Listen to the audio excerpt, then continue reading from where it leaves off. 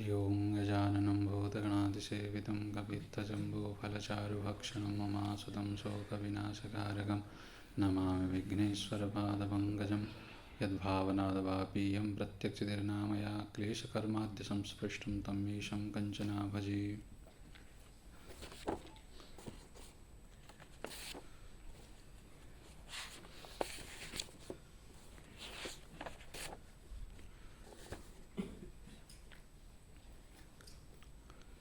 तो ईश्वर प्रणिधानाद्वा यहाँ तक हो गया। हम लोगों ने विचार किया कि ईश्वर के प्रणिधान भी ये उपाय है किसके लिए? योग के लिए। योग मतलब चित्तवृत्ति निरोध। तो चित्तवृत्ति निरोध के लिए उपाय अभ्यास वैराग्य से अतिरिक्त ईश्वर प्रणिधान भी है। इस प्रकार का विचार करने के बाद वो किस प्रकार से अनुग्रह कर सकते, पुरुष में किस तरह से लेप हो सकता है और उसका अनुग्राहक ईश्वर में किस तरह से संभव है, ये बातें भी प्रसंगवश चर्चा कर लिए। अब आगे जा कर के कहने जा रहे ईश्वर की प्रणिधान किस तरह से करना चाहिए। ये तो यहाँ बताया ना केवल ईश्वर के प्रणिधान से होगा, ये कहा। तो ईश्वर का स्वरूप क्या है, ठीक है, उसमें प्रमाण क्या है और उसके प्रणिधान के लिए साधन क्या है, ये तीन बातें रह गई। देखिए, तो ईश्वर के स्वरूप अगर नहीं बताएंगे तो ईश्वर के प्रणिधान ही, मतलब चित्त लगाना है किसमें? ईश्वर में। तो है कैसा पता ही नहीं होगा तो उसका प्रणिधान नहीं हो पाएगा। और उसमें प्रमाण का भी आपको जिक्र करना होगा कि कौन से प्रमाण से वो सिद्ध होता है, ये भी बताना होगा। और उसको प्रणिधान करने के लिए उसको ईश्वर में चित्त को लगाने का जो प्रक्रिया प्रणिधान बता रहे, लगाने की जो प्रक्रिया है किस माध्यम से करना है, ये भी बताना होगा। तो इन तीन बातों के लिए ईश्वर का स्वरूप क्या है और उसमें प्रमाण क्या होगा और उसमें प्रणिधान करने का साधन क्या होगा, इन तीन बातों के लिए, और उससे फल क्या होगा ये भी बताएंगे फिर। ठीक, फल भी यहाँ बताने जा रहे हैं। फल तो एक तो यहाँ कह ही चुके हैं कि समाधि का लाभ होगा, और इतर फल भी, ये मुख्य फल है। ईश्वर प्रणिधान से होने वाला मुख्य फल हो गया है चित्तवृत्ति निरोध, समाधि लाभ। और उससे अगर समाधि लाभ नहीं हो रहा है तब भी इतर जो फल होगा वो इतर गौण फल भी बताएंगे आगे जा कर के। ठीक, तो सबसे पहले आगे वही आ रहा है कि ईश्वर का स्वरूप यहाँ पर किस प्रकार से लेना चाहिए योग दर्शन के अनुसार। तो आगे बता रहे हैं, कह पुनः स ईश्वर इत्यत्राह। ये प्रश्न हुआ कि पुनः आपने ईश्वर के प्रणिधान से समाधि की सिद्धि तो कह दिया, ठीक है, अब फिर ये बताइए कि कहा मतलब कौन है वो ईश्वर, मतलब उसका स्वरूप क्या है। यहाँ स्वरूप विषय प्रश्न है, ईश्वर का स्वरूप क्या है। इस विषय में जब आपकी प्रश्न बन जाती है, ये जिज्ञासा बन जाती है, तो फिर उसके लिए इति मतलब इस विषय पर, इत्यत्र इस विषय पर आह मतलब उत्तर दे रहे ईश्वर का स्वरूप क्या होगा।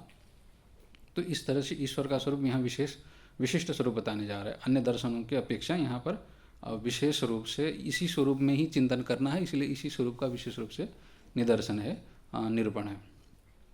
तो सूत्र आ रहा है, क्लेश कर्म विपाकाशयैहि अपरामृष्टः पुरुष विशेष ईश्वरः। क्लेश कर्म विपाकाशयैहि अपरामृष्टः पुरुष विशेष ईश्वरः।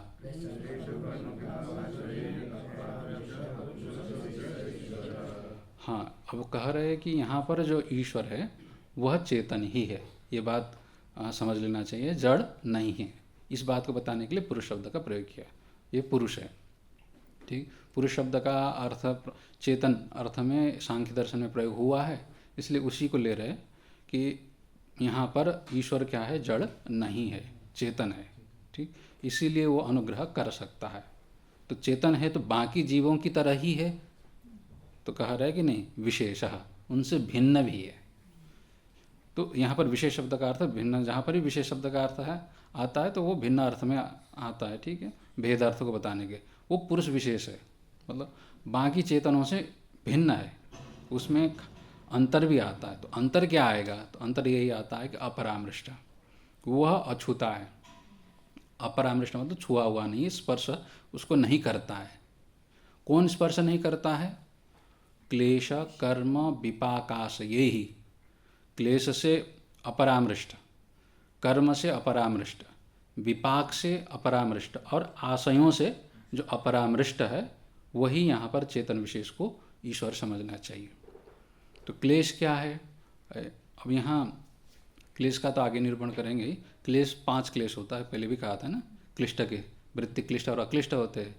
तो यहाँ पर भी क्लेश आ रहा है, तो क्लेश से क्या लेना है? 5 क्लेश। अविद्या, अस्मिता, राग, द्वेष, अविनिवेश, ये 5 क्लेशों से जो अछूता है, जो ये 5 क्लेश छू नहीं सकते हैं जिनको, तो ईश्वर में अविद्या भी नहीं है, राग भी नहीं है, द्वेष भी नहीं है, अभिनिवेश भी नहीं, ईश्वर में डर भी नहीं है मरूंगा करके, ठीक है। अविद्या, ये सब अविद्या के कारण ही होता है। तो ईश्वर में अविद्या तामसिक वृत्ति काम नहीं करती। ईश्वर में सात्विक वृत्ति काम करेगी तभी न जा करके वो अनुग्रह करेंगे। तो तामसिक वृत्ति ईश्वर के जो चित्त में तामसिक वृत्ति नहीं करती है काम। तो क्लेश अविद्या नहीं रहेगी। क्लेश में से अविद्या, अस्मिता, अस्मिता क्या है? एकत्व बुद्धि। अविद्या के कारण ही होने वाली जो एकत्व बुद्धि है, जड़ चेतन को एक मानना, यही तो अस्मिता है। हूँ करके जो मानते हैं ना, मैं हूँ करके, मैं हूँ करके कब मानते हम? जब अविद्या हो तब जा करके मैं हूँ करके अपने शरीर को जड़ के साथ एकता करके ये तादात्म्य बुद्धि होती है। तो ईश्वर का अविद्या ही नहीं तो फिर ईश्वर को भ्रम भी नहीं होता है, भ्रम के कारण तादात्म्य बुद्धि भी उनको नहीं होता है। तो अविद्या, अस्मिता, राग, उसी तरह से ईश्वर का किसी विषय के प्रति राग भी नहीं है, क्योंकि अब ईश्वर सर्वज्ञ है, सब कुछ जान रहे हैं, तो राग होने की संभावना नहीं है। अब किसी के प्रति द्वेष भी नहीं उनका।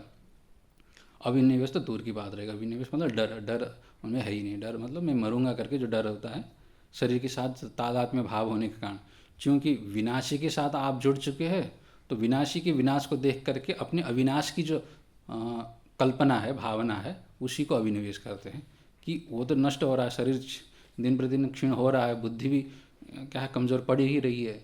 तो इन चीज़ों को देख करके मैं भी उस तरह से नष्ट न हो जाऊं, ये जो भावना है, डर बना रहता है, ये अभिनिवेश, ये ईश्वर में नहीं रहता है। तो इन क्लेशों से जो अपरामृष्ट है, तो चेतन में ईश्वर जो पुरुष विशेष है, ऐसा जो चेतन स्वरूप है, उसमें इनका संबंध नहीं रहता है। उसी तरह से कर्मों का भी संबंध नहीं रहता है। ठीक, तो कर्म यहाँ पर ये भी आगे ही आएगा, इसका भी निरूपण, ठीक है। तो फिर भी बता ही देते कर्म सामान्य क्या है। तो कर्म यहाँ पर त्रिविध कहा है, ठीक है। शुक्ल, अशुक्ल और शुक्ला कृष्ण, ये 3 प्रकार के कर्म संसारी जीव के होते हैं और योगी के होते हैं। अशुक्ल अकृष्ण कर्म होते हैं, ये 14 प्रकार के कर्म। ईश्वर का ये 4 प्रकार के कर्म नहीं होते, ठीक है। ईश्वर के, अब योगियों के क्या होगा, शुक्ला, ये पाप अपुण्य, पाप भी नहीं होगा, पुण्य भी नहीं होगा। जब योग संपन्न हो जाता है, समाधि संपन्न हो जाता है, तो उसके बाद ज्ञानी का जो कर्म होता है, जैसे कर्म नहीं माना जाता है, फिर भी शरीर से होता है ना, तो उस स्थिति का जैसे कर्म होता है, उस स्थिति का भी ईश्वर का कर्म नहीं होगा।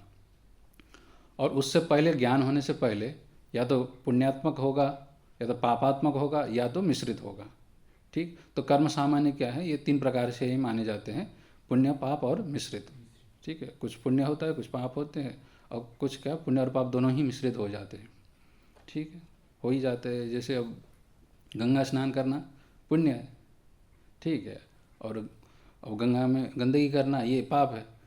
अब गंदगी करते हुए स्नान कर ही रहे अभी सभी, गंगा में सभी तो गंदगी क्या, विसर्जन तो कर ही रहे, कहाँ जा रहा है, सब नाले आदि गंगा में ही जा रहा है ना, तो फिर ये क्या हो रहा है, तो मिश्रित हो रहा है। तो इस तरह से क्या है, मिश्रित कर्म भी होता है। तो कुछ पुण्य होता है, कुछ पाप होते हैं, और कभी कभी क्या है, दोनों ही कर लेते हैं। तो इस तरह के कर्म हम लोगों को दिख जाता है। और योगियों का क्या है, ज्ञान होने के बाद अथवा समाधि लगाने के बाद तो पुण्य पाप दोनों से बच करके कर लेते हैं, तो उनका न पुण्य रहता है न पाप रहता है। किंतु ईश्वर का इन तीनों अथवा इन 4 कर्मों से कोई संबंध नहीं रहता है। वो न पुण्य करेगा, न पाप करेगा, न मिश्रित कर्म करेगा, ठीक है, उससे ये ऊपर है। तो कर्मों से जो अपरामृष्ट है, जिनमें कर्मों का संबंध नहीं रहता है, तो कर्म नहीं रहेगा तो फिर कर्म का फल भी उसके साथ संबंध रखेगा, नहीं रखेगा। तो वो इसके लिए करे विपाक ही अपरामृष्ट, जो विपाक से, विपाक कहते फल को, ठीक है, विशेषण पच्यते, पाक मतलब पकना, तो फल को ही क्या कहते हैं, विपाक कहते हैं। फल ही तो पकता है, गलता है। जैसे अब आम का फल पका मतलब पहले कड़ा था, अभी गल गया, नरम हो गया, और फिर और ज़्यादा नरम होने तो सड़ भी जाएगा। तो फल का ही मतलब जो गल जाता है, सड़ जाता है, धीरे धीरे क्या है, परिवर्तित होता है। तो कर्म पक करके क्या होता है, फल मिलता है। तो फल भी यहाँ पर कितने कहा है योग शास्त्र में, 3 प्रकार के। ठीक है, कर्म भी 3 प्रकार के, क्लेश 5 हो गए, कर्म 3 प्रकार के हो गए, और उसके विपाक भी कितने प्रकार के हैं, 3 प्रकार के। कौन कौन? जात्यायुर्भोग है, ऐसा कहा है, जाति, आयु और भोग। तो जाति का मतलब यहाँ जन्म समझ लेना चाहिए। ठीक है, तो जाति का मतलब ब्राह्मण, क्षत्रिय, ये भी जाति लोक प्रसिद्ध है, किंतु यहाँ जाति का शब्द यहाँ योग दर्शन में जन्म अर्थ में। ठीक है, तो कर्म का फल क्या होगा, जन्म देना, जन्म में फिर आयु देना, और आयु में सुख दुख का भोग देना। ये मुख्य रूप से सुख दुख भोग ही फल है। ठीक है, किंतु सुख दुख आदि भोग देने के लिए आयु के बिना क्या सुख दुख भोग पाएंगे? नहीं भोग पाएंगे। तो और आयु भी बिना शरीर के हो पाएगा क्या? नहीं हो पाएगा। तो इसीलिए मुख्य रूप से फल होता है सुख दुख साक्षात्कार। कर्म का फल क्या है? भोग देना ही कर्म का फल है, और भोग का मतलब होता है साक्षात्कार, चाहे सुख का हो चाहे दुख का हो। ठीक, उसी को क्या कहते हैं? भोग कहते हैं। और ये क्या है? फल है। और उस फल को कौन देते हैं? कर्म देते हैं। तो कर्म सुख दुख आदि देने के लिए क्या क्या देगा? आयु भी देगा और शरीर भी देगा। तो कर्म के कितने फल हो गए? जाति, आयु और भोग। शरीर, शरीर में आयु, और उस आयु के अंतर्गत सुख दुख का अनुभव। ठीक, इस तरह से ये 3 फल होते हैं कर्म। तो ईश्वर में शरीर भी नहीं है। अब यहाँ पर साफ कह रहे हैं कि ईश्वर को देह भी नहीं मिलता है, क्योंकि कर्म नहीं, तो कर्म के फल भोगने के लिए देह भी था, आनंद नहीं करते। ठीक है, कर्म के अनुरूप, किंतु निर्माण काय हो सकते, ये पीछे कह चुके हैं। मतलब स्वतंत्र इच्छावशात शरीर निर्माण करके भक्तों को अनुग्रह करने के लिए आ सकते हैं। तो कर्म के फल के रूप में नहीं है वो, भक्त के अनुग्रह करने के लिए वो निर्माण काय, मतलब अपनी स्वतंत्र इच्छा से प्रकृति की सत्व प्रधान विशुद्ध सत्व को लेकर के काय बना सकते हैं। वो ईश्वर की अपनी इच्छा में स्वतंत्रता है। ठीक, हाँ, अब तो ये हो गया आपका विपाक। ठीक है, जाति, आयु और भोग, ये विपाक। तो ईश्वर में जन्म भी नहीं है, ठीक है, शरीर भी नहीं है, और उसके लिए आयु भी निर्धारित नहीं है, और उसका सुख दुख आदि का भोग का भी कोई संबंध ईश्वर में नहीं है। ठीक, अब तीसरा आया यहाँ क्या बचा है? आशय। ठीक है, और उसके बाद आशय, आशयों का भी कोई संबंध नहीं है। आशय मतलब जो सोए रहते पड़े रहते हैं। ठीक, तो आशय रहते थी, आशय मतलब जो सोए रहते पड़े रहते हैं उनको आशय कहते हैं। तो कौन पड़े रहते हैं? तो वासनाएं जो है, संस्कार है, अनुभव करने के बाद फिर उन अनुभवों के द्वारा क्या उत्पन्न होते हैं? वासना, संस्कार, वो पड़े रहते चित्त में। ठीक, ये नष्ट नहीं होते जल्दी। जैसे कर्म क्या होता है? कर्म के फल दे करके नष्ट हो जाते हैं। और फल भी क्या है? जब तक आप अनुभव कर रहे तब तक रहेगा, अनुभव के बाद वो फल भी नहीं रहते। तो फिर उस अनुभव से क्या पैदा होता है? संस्कार, वासना, वो पड़े रहते हैं, वो नहीं जाते हैं।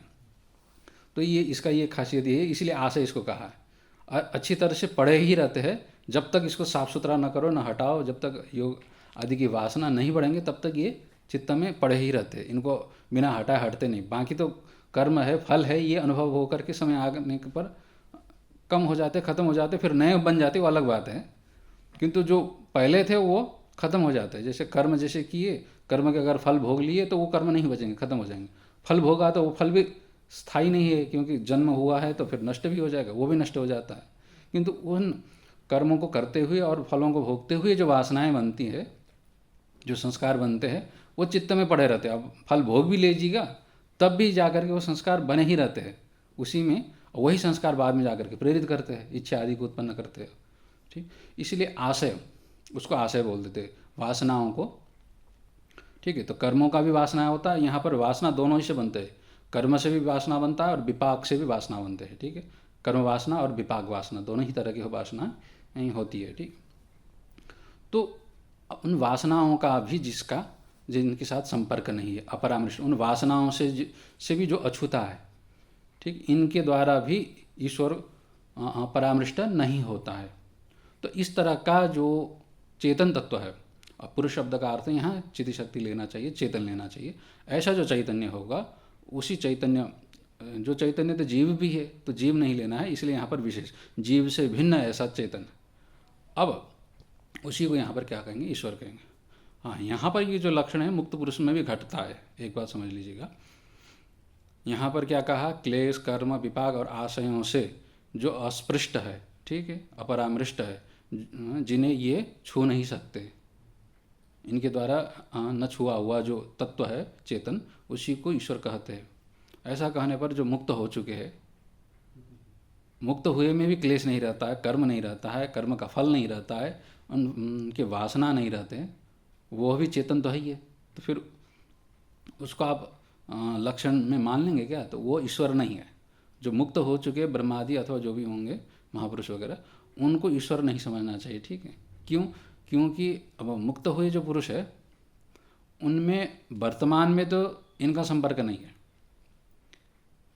क्लेश भी नहीं है, कर्म भी नहीं है, किंतु मुक्त होने से पूर्व में क्लेश कर्म आदियों का संबंध था कि नहीं था?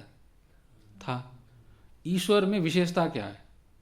पूर्व में भी नहीं था, अभी भी नहीं है और भविष्य में भी नहीं होगा। त्रैकालिक संबंधाभाव ईश्वर में है, ठीक। और मुक्तों में त्रैकालिक नहीं है, वर्तमान कालिक और भविष्य कालिक ही संबंधाभाव है, किंतु भूतकालीन तो संबंध था कि नहीं था? भूतकाल में तो मुक्त होने से पहले उनमें क्लेश भी थे, कर्म भी थे, विपाक भी थे और आशय वासनाएं भी थीं। तो इसीलिए ईश्वर का ये जो लक्षण है त्रैकालिक के रूप में समझना चाहिए। मतलब तीनों कालों में जिनके साथ क्लेशों का संबंध नहीं होता है, तीनों कालों में जिनका साथ कर्मों का संबंध नहीं होता है, तीनों कालों में जिनके साथ विपाक कर्म फलों का संबंध नहीं होता है, और तीनों कालों में जिनके साथ आशयों का वासनाओं का संबंध नहीं होता है, ऐसे जो चेतन विशेष है उसको ईश्वर समझना चाहिए। ये सूत्रार्थ हो गया, ठीक। अब इसी सूत्रार्थ को अब टीकाकार देखते बताते हैं। आशय मतलब वासना, संस्कार। आशय रते इति आशय, ठीक है। आगे यहाँ खुद ही ये इसका व्युत्पत्ति भी बता देंगे। हाँ, देखते आगे। क्लिश्नन्ति इति क्लेशाः वक्ष्यमाण लक्षणा अविद्यादयः। तो एक एक शब्द का अर्थ बता रहे हैं। तो इन चारों के साथ जो अपरामृष्ट है, ठीक है, इन चारों से जिसको छुआया नहीं जाता है तो उनको क्या कहेंगे? ईश्वर कहेंगे, ऐसे चेतन विशेष को। तो उसमें से चार क्लेश कर्म विपाक और आशय में से सबसे पहले क्लेश आया, तो क्लेश का अर्थ कहते हैं क्लिश्नन्ति क्लेशा, ठीक है। जो क्लेश करते हैं, क्लेश करते मतलब दुख देते हैं। अब दुख कौन देते हैं? अविद्या, अज्ञान दुख देता है, ठीक है। अस्मिता दुख देती है, राग दुख देता है, द्वेष दुख देता है और अविनिवेश भी दुख देते हैं। इसीलिए इन पांचों को क्या कहते हैं? अविद्यादय। ये अविद्यादि जो पांच है वक्ष्यमाण लक्षण, जिनके स्वरूप को वर्णन आगे दूसरे पाद में करेंगे। अभी वर्तमान में इसका लक्षण आदि तो नहीं किए हैं, किंतु सामान्य रूप से हम लोगों ने समझ भी लिया है ना अविद्यादियों को। तो क्लिश्नन्ति क्लेशा, क्योंकि ये क्लेश देते हैं, दुख देते हैं, इसलिए इनको क्या कहा जाता है? क्लेश कहा जाता है, जिनका स्वरूप का वर्णन आगे करेंगे भी। तो कौन है? तो अविद्यादय। अविद्या आदि जो पांच होंगे वो क्लेश है। अविद्या, अस्मिता, राग, द्वेष, अविनिवेश, ये पांच क्लेश हो गए, क्लेश शब्द का अर्थ, ठीक। अब आगे दूसरा है कर्म। कर्म मिश्र रूपम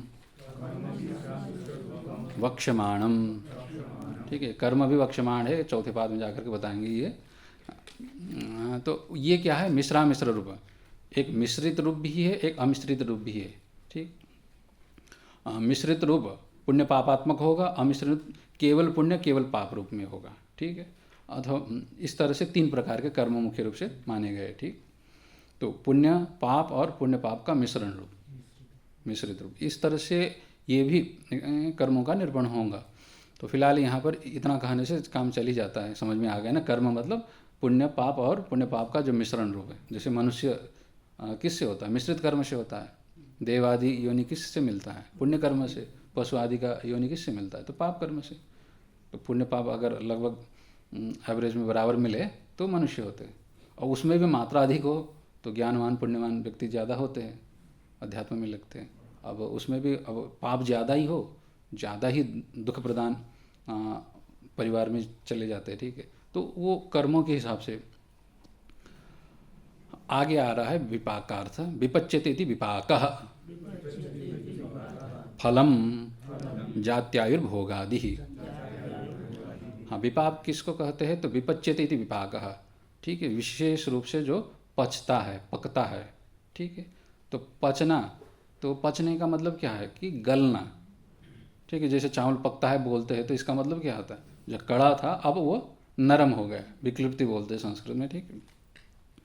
तो अवयवों का दूसरे अवयवों के साथ संश्लेष बढ़ जाता है, फूल जाता है और थोड़ा सा वो नरम हो जाता है, ठीक। तो इस तरह से जो गलना है इसी को विपाक कहते हैं। तो विपाक का मतलब होता ही है फल। तो फल क्या है, तो जात्यायुर्भोगादि, आदि इन्होंने लिखा, जाति आयु भोग, ठीक। अब भोग में अब सुख दुख आदि साक्षात्कार है, अब आदि शब्द इन्होंने लिखा है, फिर भी मुख्य रूप से ये तीन ही फल यहाँ पर गिनाया है। बाकी अब भोग से संबंधित संसाधन भी फल के रूप में माने जाते हैं, बस इतना ही आदि शब्द से लेना चाहिए, क्योंकि भोग है, भोग भोगने के लिए साधन की आवश्यकता होती है ना। अब भोग जैसे आम खाना है तो आम का जो सुख भोगने के लिए फिर आम चाहिए, फिर आम को खरीदने के लिए पैसे चाहिए, ये सब इसके साथ जुड़ जाते हैं। अब पैसा भी नहीं होगा तो या तो बगीचा होनी चाहिए या तो किसी ने ला दिया होना चाहिए, इस तरह के साधन उसमें आदि शब्द से ले लेना चाहिए। मतलब कितने तक गिनाएंगे, सारे गिनाना संभव नहीं होगा, तो आदि पद लेकर के जिन्होंने छोड़ दिया। तो मुख्य रूप से यहाँ पर कर्म के फल के रूप में क्या कहा है, जाति आयु और भोग, ये भी गल जाते हैं। देखिए जाति भी धीरे धीरे कम, मतलब जन्म जो शरीर आदि है वो भी धीरे धीरे कम हो ही जाता है। अब आयु भी क्षीण होता ही जाता है, और भोग भी धीरे धीरे, अब जैसे सुख भोग रहे तो तत्काल भोगा, थोड़ी देर के बाद वो सुख कहाँ रहता है, नहीं रहता है। तो इस तरह से ये पक जाते, गल जाते, इसीलिए इसको भोग कह दिया। तो जात्यायुर्भोग ये हो गया फल। अब उसके बाद बचा है आशय। आशय रते इति आशयाः संस्काराः। तो आशय किसको कहते हैं, संस्काराः। संस्कार को क्या कहते हैं, आशय कहते हैं, संस्कार यहाँ वासना, ठीक। तो इसका व्युत्पत्ति क्या होगा, आशय रते मतलब सोए रहते हैं, पड़े रहते हैं। तो सोने का मतलब अब ये चित्त में पड़े रहते हैं, और कहाँ रहेंगे, तो इनके निवास स्थान चित्त ही है। चित्त में चूँकि ये वासनाएं जो संस्कार है पड़े रहते हैं, इसीलिए इनका नाम यहाँ पर आशय लिखा है। नहीं तो आपका आशय मतलब मन में छुपा हुआ बात क्या है, जिसे बोल भी देते हैं ना हिंदी में, आपका आशय क्या है, तात्पर्य क्या है, इस अर्थ में भी आशय शब्द का प्रयोग होता है। तो आशय का मतलब भी क्या होता है, आपके मन में छिपा हुआ अर्थ, उसी को आशय बोलते हैं। यहाँ पर भी क्या है, चित्त में बैठा हुआ, सोया हुआ, पड़ा हुआ, इसी अर्थ में आशय हुआ है, ठीक। अब वहाँ यहाँ व्यवहार में मनोभाव को कहते हैं, और यहाँ पर अनुभव से पैदा हुआ जो वासनाएं हैं, संस्कार है, उसको यहाँ पर आशय शब्द कह दिया। नहीं तो आशय शब्द क्यों प्रयोग किया, ये आता है ना मन में। तो लोक में भी जो आशय अर्थ जो प्रयोग होता है उसी इसी अर्थ में, आशय रति मतलब पड़ा हुआ है, मन में बैठा हुआ जो, उसी को आशय बोलते हैं। तो यहाँ पर भी पड़ा हुआ है, तो उत्पन्न हुआ है अनुभव से, और वो मिटता नहीं है जल्दी, इस दृष्टि से इन्होंने इसको आशय कह दिया, संस्कारः। तैहि अपरामृष्टो असंश्लिष्टः। हाँ, तो तही कह दिया, इन तही शब्द से इन सबको ले लेना चाहिए, ठीक है। क्लेश कर्म, क्लेशश्च कर्माणि च, है ना। इस तरह से यहाँ इतर इतर द्वंद्व समास होगा प्रत्येक को लेकर के। तो क्लेश हो गया, क्लेश कर्म विपाक और आशय, इन क्लेश कर्म विपाक आशयों से, ठीक है। अपरामृष्ट, अपरामृष्ट का अर्थ हो गया असंश्लिष्ट, इनके द्वारा अपरामृष्ट जो हुआ है। तो अपरामृष्ट का मतलब जिसके इनके द्वारा पूछा नहीं गया है, इसका मतलब ये है कि असंश्लिष्ट, इनसे चिपका हुआ नहीं है, इनसे असंबद्ध जो रहेगा। असंबद्ध कौन रहेगा, तो फिर संश्लिष्टस्तु संसारी जीव। हाँ, चिपका हुआ कौन है, तो संसारी जीव, संसार में जो भटकते हुए जो चेतन आत्मा है, वो सब क्या है, इन क्लेश कर्म विपाक और आशयों से चिपका हुआ है, इनके साथ जुड़ा हुआ है, और ईश्वर इनसे जुड़ा हुआ नहीं है, ठीक है। यही भेद दिखा रहे ईश्वर और जीव में। अब ईश्वर के लिए यहाँ पर पुरुष विशेष शब्द कहा ना, अंतर है, भिन्न जो पुरुष है, भिन्न पुरुष मतलब जो इन क्लेश कर्म विपाक और आशयों से चिपका हुआ नहीं है। तो चिपका हुआ से भिन्न चेतन है, चिपका हुआ भी एक चेतन दिखता है, उससे भिन्न दूसरा एक और चेतन है जो इन सब से नहीं चिपका हुआ है, इन सब से असंश्लिष्ट है। तो उसके लिए कह रहे थे असंश्लिष्ट तो मुक्त भी दिखते हैं, तो वो भी शंका उठा रहे। मुक्तस्तु असंश्लिष्टोपि पूर्व काले तम तत्संश्लेषात् बद्ध इव। हाँ, मुक्त तो असंश्लिष्ट तो है वर्तमान में।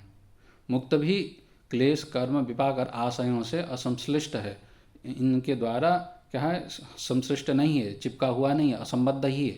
तथापि पूर्व काले तत्संश्लेषात, किंतु मुक्त होने से पूर्व काल में, यहाँ पूर्व काल का मतलब जो मुक्त पुरुष है वर्तमान में मुक्त है, किंतु मुक्त होने से पहले से बद्ध तो थे ही।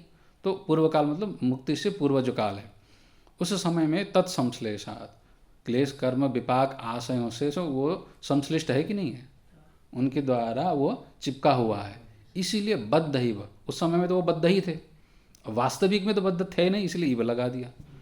किंतु व्यवहारिक रूप से जीवन में वो तो बधे हुए अपने आप को मानते ही थे, तो बद्ध इव। इस तरह से ईश्वर में बद्ध इव भी नहीं है और बाकी मुक्त जीव में बद्ध इव था, ये बात होगा। अतः पुरुष विशेषो नित्य मुक्त ईश्वर। हाँ, तो इसीलिए ईश्वर में और वो मुक्त जीव में क्या भेद आया। मुक्त जीव में वर्तमान मुक्तता है, किंतु नित्य मुक्तता उसमें नहीं है। इसीलिए पुरुष विशेष जो है, जीवों से भिन्न जो चैतन्य आत्मा है, वह क्या है कि नित्य मुक्त है, सदा ही मुक्त है। पूर्व काल में भी इन क्लेश कर्म आदियों का संश्लेष नहीं था, वर्तमान में भी नहीं है और भविष्य में भी नहीं होगा। और मुक्तों का वर्तमान में और भविष्य में तो संश्लेष नहीं है, किंतु पूर्व काल में इनका संश्लेष था, इसलिए वो नित्य मुक्त नहीं है, वर्तमान मुक्त है। ये अर्थ हो गया। स्वामी जी, संख्यों में पुरुष भी तो भोक्ता है, पुरुष भोक्ता है, यहाँ अपरामृष्ट जो कहला विपाक है, तो इसलिए यहाँ ईव लगा दिया ना, बद्ध ईव यहाँ पर कह दिया। तो सांख्य वाले मानते हैं पुरुष को भोक्ता, ठीक है। फिर बाद में जा कर के उन्होंने कर्तृत्व भी नहीं माना और भोक्तृत्व भी बोलते तो है, उसका स्वभाव है, फिर भी जा कर के वो वहाँ जा कर के थोड़ा सा मौन हो जाते हैं, कर्तृत्व नहीं मानते हैं। तो कर्तृत्व उसमें माना है तो फिर वही अधिकरण हो जाएगा ना। प्रकृति में कर्तृत्व मान रहे और भोक्तृत्व चेतन पुरुष में मानते हैं, मानते हुए भी क्या करते हैं कि वहाँ पर तादात्म्य में भ्रम मान लेते, भ्रम के कारण अब उसमें भोक्तृत्व मानते हैं। देखिए, कर्तृत्व और भोक्तृत्व दोनों भ्रम के कारण मानते हैं, पुरुष में भी। स्वामी जी, पुरुष किसके बोला है? पुरुष मर्तलोक में तो सभी प्रकृति है, पुरुष नहीं। सभी पुरुष है, सभी। अब यहाँ सभी का मतलब क्या है? प्रकृति, प्रकृति, नारी। प्रकृति का मतलब ये नारी का मतलब यहाँ पर जैसे आप भी नारी है, प्रकृति है। नारी। हाँ, तो नारी का मतलब क्या हो गया कि प्रकृति। देखिए, प्रकृति का मतलब जो परिवर्तित हो जाता है, ठीक है। जगत जो है, आपका जो शरीर है, तो चेतन शुद्ध आत्मा को छोड़ करके बाकी जितने भी दृश्य जगत है, दृश्य पदार्थ जितने भी जो जो दिखता है, वो सब क्या है? प्रकृति है। और जो देखने वाला है वो सब क्या है? पुरुष है। तो नारी के शरीर में भी जो देखने वाला है वो पुरुष ही है, पुरुष के शरीर में भी जो देखने वाला वो पुरुष ही है। अब नारी के शरीर में शरीर दिखता है वो भी नारी है, और पुरुष के शरीर में जो शरीर दिखता है वो भी नारी है, प्रकृति है। ठीक है, इस तरह से समझना चाहिए। तो इस तरह से यहाँ पर पुरुष शब्द का प्रयोग किया, इसलिए पुरुष शब्द से ज़्यादा भ्रांति हो जाती है कि पुरुष से मतलब यहाँ पर जो अब सामान्य लक्षण कर देते हैं ना पुरुष और स्त्री के, उस दृष्टि से यहाँ नहीं कहा गया है। ठीक है, धर्म आदि में, धर्मशास्त्र आदि में, अन्यत्र व्यवहार में भले ही पुरुष और नारी का जो भेद जो व्यवहार में चल रहा है वही लेना है, किंतु अब जब दर्शन की विचार आ जाता है, जब तो प्रकृति और पुरुष की जब चर्चा चल रही है, तो यहाँ पर प्रकृति मतलब दृश्य, दृक् शक्ति जो है वो चेतन है और दृश्य शक्ति जो है वह प्रकृति है, ये समझना चाहिए। तो वहाँ पर कीड़े मकोड़े में भी वही है, जितने भी आपको कीड़े सांप दिख जाएंगे उसमें भी जो उनका जो शरीर दिख रहा है, चाहे स्थूल शरीर हो चाहे सूक्ष्म शरीर हो, ठीक है, वहाँ तक वो सब क्या है? दृश्य होने से प्रकृति ही है, और उसमें जो चेतन है, जो जिसको ये सब अनुभव हो रहा है, वो पुरुष ही है। इस तरह से यहाँ पर समझ लेना चाहिए। ठीक है, अब बुद्धिमान लोगों की क्या है कि प्रकृति मतलब नारी मतलब जो दिखाई देती है, ठीक है, बाल और स्तन जिनके होते हैं उनको नारी बोलते हैं, और जिनके दाढ़ी मूछ होते हैं उसको पुरुष कहते हैं। ये जो चेहरा मन में बैठा हुआ है उसको यहाँ पर नहीं लेना है। ठीक है, अब जिसको भी आप पुरुष समझ रहे हो, जिसको भी नारी समझ रहे हो, वो सब क्या है? प्रकृति ही है। हाँ, जो समझने वाला है, जिसको ये बोध हो रहा है, वो पुरुष है। इस तरह से इसका भेद समझ लीजिएगा। हाँ, अब भोक्ता जीव को कह रहे थे, भोक्ता जीव को व्यवहारिक दृष्टि से कहते हैं, अब परमार्थ दृष्टि से भोक्ता इव हो जाता है। वास्तव में देखा जाए तो मानते तो है भोक्ता सत्य रूप से, किंतु बाद में विचार करते करते फिर उन्होंने मुक्त भी नहीं होता है, बद्ध भी नहीं है, ऐसा स्वीकार किया है वास्तविकता में। अब मुक्त भी, वास्तविक मुक्ति क्या है कि अविद्या की निवृत्ति है। तो अविद्या की निवृत्ति मतलब भ्रम के कारण बधा हुआ ये मान रहा है, बधा हुआ अवस्था में उसको भोक्ता माना जा रहा था। तो अब भोक्ता जो माना अज्ञान के कारण मान रहे, तो वास्तविक कैसे हो सकता है? ठीक, पहले तो वास्तविक उन्होंने सत्य माना, फिर बाद में जा करके उन्होंने अविद्याकृत मान लिया है। ये दोनों ही देखने को मिल जाता है सांख्य में। तो उसी तरह से यहाँ पर भी अविद्याकृत ही भोक्तृत्व मानना पड़ेगा, और कोई उपाय नहीं है, क्योंकि कर्तृत्व भी अविद्या को लेकर के, और उसके कारण जो भोक्तृत्व है वह भी अविद्या को लेकर के ही। तस्य सार्वज्ञम ऐश्वर्यम च अनादि सिद्ध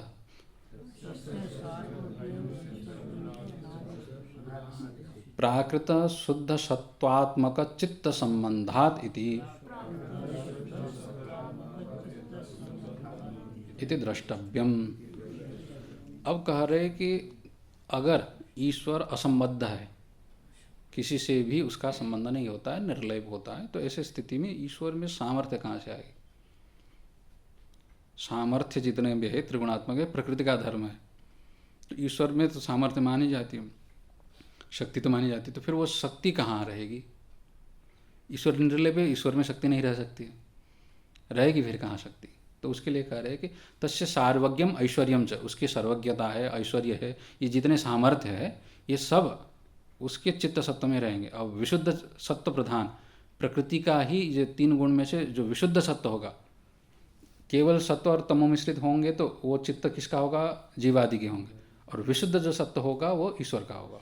ठीक, तो अनादि सिद्ध है वो, अनादिकाल से सिद्ध जो प्राकृत शुद्ध सत्वात्मक चित्त, प्रकृति का ही गुण कौन है? सत्वगुण। उसी केवल विशुद्ध सत्व को लेकर के ही ईश्वर का वो चित्त बनेगा। प्रकृति का जो विशुद्ध सत्वगुण ही ईश्वर का चित्त है, और कोई अतिरिक्त पदार्थ नहीं। प्रकृति होते हुए भी प्रकृति है, और वही क्या है? ईश्वर का चित्त है। तो प्रकृति में कौन सा अंश ईश्वर का चित्त बनेगा? विशुद्ध जो सत्वगुण होगा, जिसमें रज और तमो मात्रा का लेस मात्र भी संबंध नहीं होगा, इस तरह का जो विशुद्ध सत्व होगा वही ईश्वर का चित्त बनेगा। उसके संबंध को लेकर के ही ईश्वर में क्या होगा? ये सर्वज्ञता है, ऐश्वर्य ही, ये सब सामर्थ्य ईश्वर में आएगा। जैसे जीव में कर्तृत्व भोक्तृत्व चित्त के ही संबंध से आता है, ठीक, अल्पता और दुखित्व इत्यादि भी किसके संबंध से आ रहा है? चित्त के संबंध से। उसी तरह ईश्वर में भी सर्वज्ञता इत्यादि किसके संबंध से? चित्त के ही संबंध से। हाँ, उसके बनावट में अंतर आ गया, एक विशुद्ध सत्व से बना हुआ है, एक केवल सत्व से बना हुआ है। ठीक है, इसीलिए दोनों में अंतर हो गया। यहाँ तक ईश्वर के स्वरूप को बता दिया। देखिए, तो ईश्वर के स्वरूप को बताने का प्रयोजन क्या था? क्योंकि ईश्वर का प्रणिधान करना है, चित्त में ईश्वर के चिंतन करना है, धारावाहिक वृत्ति बनानी है, तो इसी के लिए ईश्वर का स्वरूप को तो चिंतन करना पड़ेगा। तो किस रूप में ईश्वर के स्वरूप का चिंतन करना है? तो जो क्लेशों से असंस्पृष्ट है, विपाक से असंस्पृष्ट है, कर्मों से असंस्पृष्ट है, और आशयों से रहित जो शुद्ध चैतन्य स्वरूप है, इस तरह से चित्त में भावना करनी होती है। ठीक है, तो किसके माध्यम से करेंगे? तो वो प्रणव के माध्यम से करेंगे, वो अगला सूत्र में आएगा। तो उससे पहले अब यहाँ पर ईश्वर के विषय में प्रमाण क्या है, इसको फिर चर्चा करें। यद्यपि आगम प्रमाण तो है, शब्द प्रमाण कहते हैं, तो उससे अतिरिक्त अनुमान प्रमाण भी मन को बल देने के लिए यहाँ पर बताने जा रहे हैं। अथ तत्र प्रमाणम आह, ईश्वर के स्वरूप का जो निरूपण है उसके अनंतर, अथ मतलब अनंतर, अब किसके बाद? तो ईश्वर के स्वरूप का निरूपण हमने कर दिया, तो उसके बाद अब ईश्वर के विषय में प्रमाण क्या होगा? ठीक, तो इसके लिए ये अगला सूत्र आ रहा है, तत्र निरतिशयम सार्वज्ञ बीजम, तत्र निरतिशयम सार्वज्ञ बीजम। हाँ, कहते हैं कि सर्वज्ञता का बीज ईश्वर के विषय में निरतिशयत्व ही होगा, ये कह रहा है। ये सुनने में अजब लग रहा है, अनुमान है, फिर भी सीधा यहाँ पर ईश्वर को अनुमान से सिद्ध नहीं किया है। ठीक है, यहाँ कैसे कर रहे हैं? सर्वज्ञता को सिद्ध करने के लिए निरतिशयता को हेतु बता रहे, ठीक है। सर्वज्ञता नाम की कोई चीज़ होती है, ठीक है। क्यों? क्योंकि अब उसके प्रति ज्ञान सातिशय होता है, और सातिशय ज्ञान का अंतिम सीमा निरतिशय जरूर होना चाहिए। इस दृष्टि से ये अनुमान का आकार थोड़ा टेढ़ा है, सीधा नहीं है। तो यहाँ ये कहना चाह रहे हैं कि कोई भी ज्ञान होता है उसकी कोई ना कोई सीमा जरूर होती है, ठीक है। ज्ञान होगा तो जैसे एक व्यक्ति को थोड़ा ज्ञान है, उससे दूसरा और ज़्यादा ज्ञानी है, उससे भी कोई और ज्ञानी है, तो आपको एक से ज़्यादा दिखता है कि नहीं दिखता है? जो भी सातिशय, मतलब इसको अतिशय कहते हैं, मतलब अतिशय मतलब अधिक, ज़्यादापन। तो जो ज़्यादापन से युक्त होता है, मतलब उससे ज़्यादा दूसरा दिख जाता है, तो उन दोनों पदार्थों को क्या कहा जाएगा? इससे ज़्यादा ये है तो ये कम वाले को क्या कहेंगे? सातिशय, मतलब इससे अधिक है। अतिशय न सह वर्तते, मतलब अतिशय मतलब उससे ज़्यादा कोई ना कोई ऐसा है, ऐसा ये पदार्थ है। कौन है? तो ज्ञान है। तो जो भी इस तरह के सातिशय पदार्थ देखे गए हैं तो उनकी सीमा जरूर देखी गई है, ठीक है। अंतिम में जाकर के इसकी सीमा रुक जाती है। यहाँ से इससे ये बड़ा, इससे ये बड़ा, इससे बड़ा, सबसे बड़ा को क्या कहेंगे? निरतिशय कहेंगे। इससे ज़्यादा बड़ा नहीं हो तो वो निरतिशय। अब उससे अधिक और इस तरह से जब तक मिलते जाएगा उन सबको क्या कहेंगे? सातिशय कहेंगे। मतलब अतिशय मतलब अधिक, उससे भी कोई और है, अधिक और हो तो इसको क्या कहेंगे? सातिशय कहेंगे। तो, हाँ, तो उसमें कोई ना कोई क्या है? सीमा उसकी और है, लिमिट। ये लिमिट है, परिच्छिन्नता ही है। परिच्छिन्नता में भी क्या हो गया? सापेक्ष परिच्छिन्नता हो गई, ठीक है। इसकी अपेक्षा वो बड़ा है और इससे अपेक्षा और दूसरा छोटा है, ये दोनों सातिशय हो गया, सापेक्ष पदार्थ हो गया। तो जहाँ पर भी देखा गया है इसकी कोई ना कोई सीमा देखी गई है, ठीक है। तो जहाँ सीमा खत्म हो जाती है तो उसको निरतिशय बोलते हैं। इससे ज़्यादा और कोई नहीं है, हाँ, मतलब अंतिम सीमा। अब यहाँ पर क्या कह रहे हैं कि अब ईश्वर को सीधा सिद्ध न कह करके जैसे सर्वज्ञता के बीज के रूप में निरतिशय को हेतु बनाया।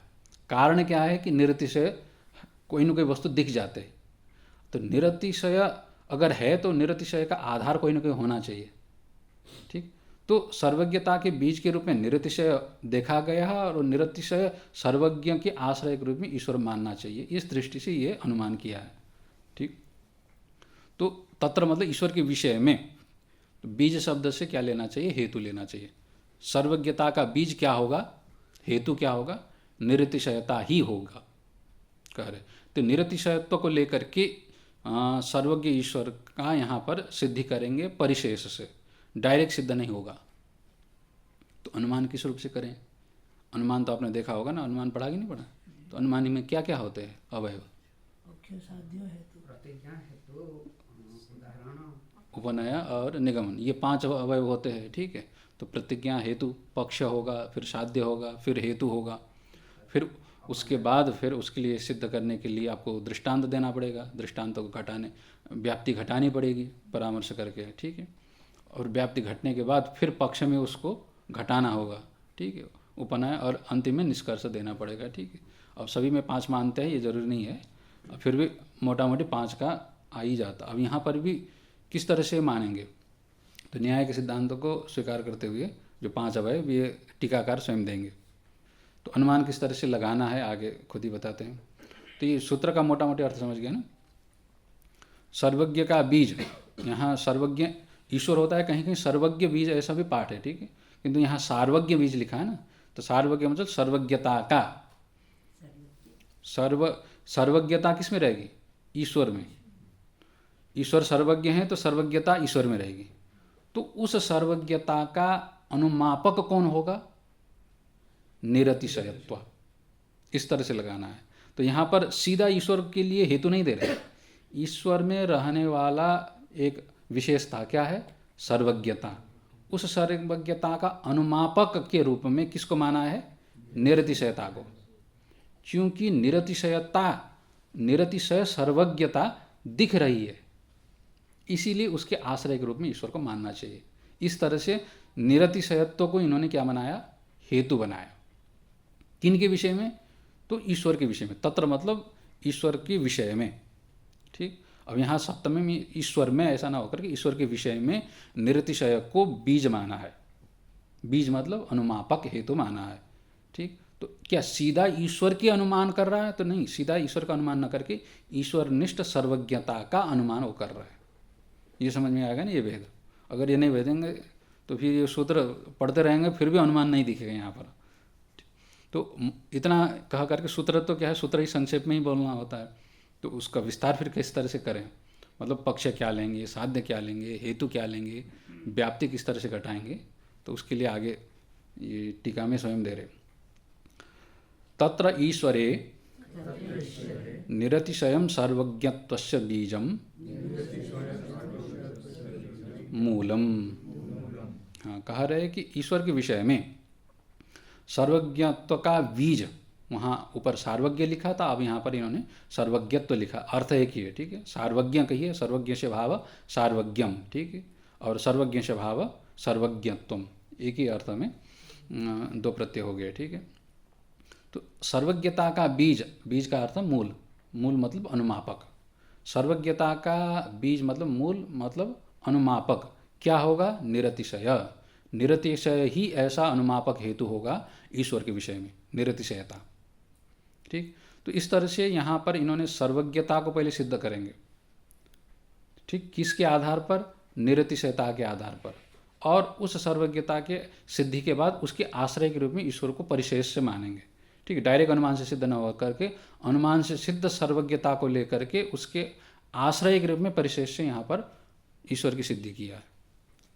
तो यहाँ पर ईश्वर की सिद्धि सीधा नहीं है, ये बात समझ लीजिए। व्याप्ति का आ गया अनुमान का, फिर अनुमान क्या है, तर्क संग्रह आदि अनुमान आदि पढ़े होंगे तो फिर थोड़ा सा सहज होगा, नहीं तो थोड़ा यही सूत्र थोड़ा कठिन पड़ता है ज़्यादातर, क्योंकि ये न्याय शास्त्र को लेकर के बोल रहे हैं। न्याय का थोड़ा अभ्यास होगा तो फिर सहज पड़ेगा, नहीं तो फिर ये थोड़ा, और न्याय भी क्या है, तर्क संग्रह मात्रा के हिसाब से नहीं कह रही है, सामान्य व्यवहार के हिसाब से भी बोल रहे हैं, तर्क संग्रह के हिसाब से भी बोल रहे हैं। एतद उक्तम भवति, मतलब इस सूत्र से कहा क्या जा रहा है, ठीक है, कहना यह निकल रहा है, ठीक है। इस सूत्र से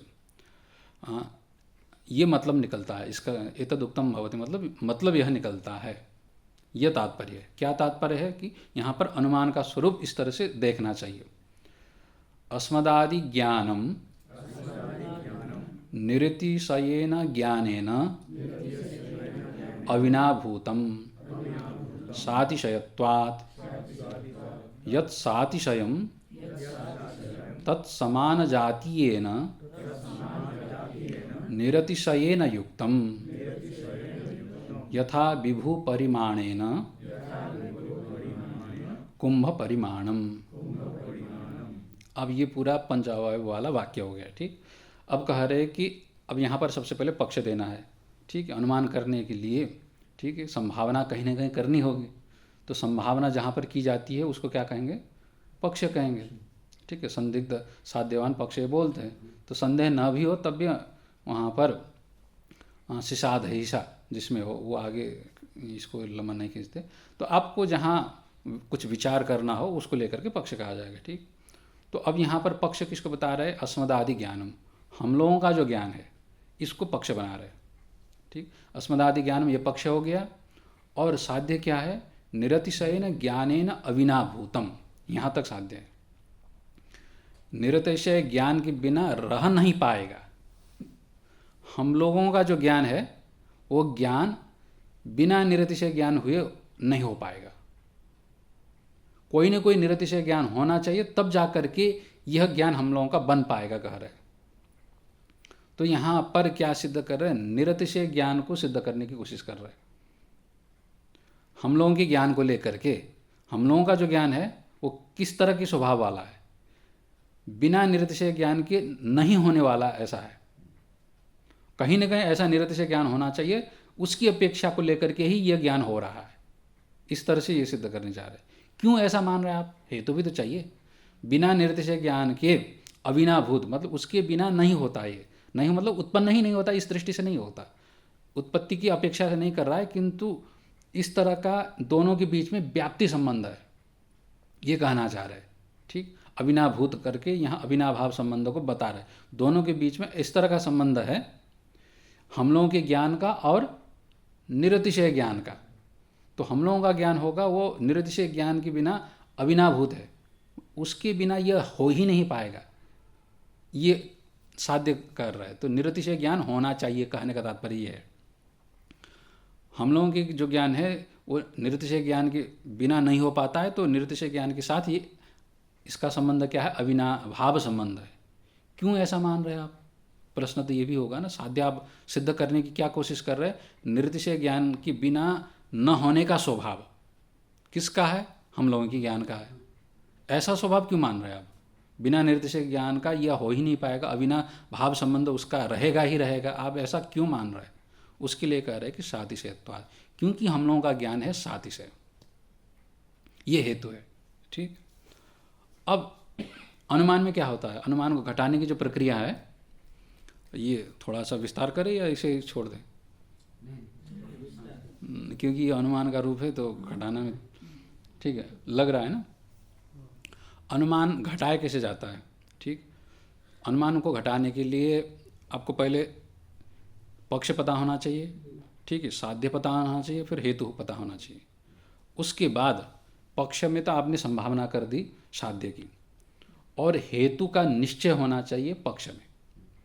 अब जो कारण बता रहे वो कारण तो सुनिश्चित होना चाहिए ना। अगर आप कह रहे हेतु बता रहे, कारण ही पक्ष में निर्धारित नहीं होगा, तो फिर वह कारण के द्वारा फिर साध्य की सिद्धि नहीं हो पाएगी। तो जो आप हेतु देते हो हेतु पक्ष में सुनिश्चित रूप से बैठा हुआ होना चाहिए, पहली बात। उसके बाद उस हेतु को आप समन्वय करने के लिए दृष्टांत देना चाहिए कि इस हेतु के होने से ऐसा कहाँ पर हुआ है, मतलब ऐसा होने से ऐसा होता है जो अब आप कह रहे हैं, तो कहाँ हुआ है? धुआं होने से आग होता है जब आप कहते हैं, तो ऐसा कहाँ हुआ है पहले आपको दिखाना होगा। तो ये घटाने की जो प्रक्रिया है, ठीक, तो व्याप्ति है, व्याप्ति को घटाने के लिए आपको दृष्टांत चाहिए होता है।